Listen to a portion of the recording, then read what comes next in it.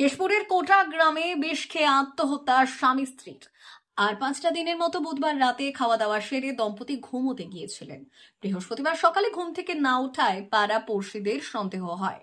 সকাল 9টা নাগাদ তারা দরজা ভেঙে ভেতরে প্রবেশ করেন। ভেতরে যাওয়ার পর দেখেন স্বামী স্ত্রী বিছানায় পড়ে রয়েছেন। খবর পেয়ে গ্রামের লোকজন জড়ো হয়ে যান বাড়ির সামনে। খবর দেওয়া হয় পুলিশে। আনন্দপুর থানার পুলিশ ঘটনাস্থলে এসে মৃতদেহ দুটি উদ্ধার করে নিয়ে গেছে ময়না তদন্তের জন্য। তবে কিভাবে এবং কেন এমন ঘটনা ঘটলো তা জানা যায়নি। পুলিশ তদন্ত শুরু করেছে।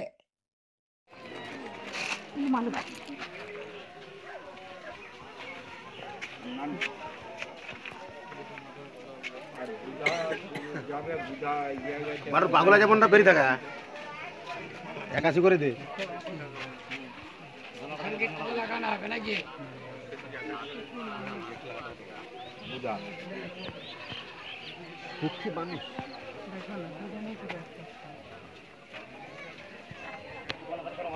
দেখে পা লাগানি তোদের পাটানোর লাগে কি করবো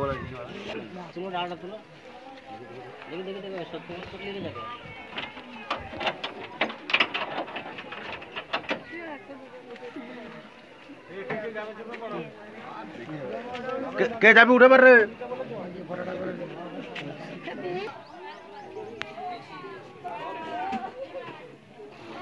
আমরা গাড়ি তো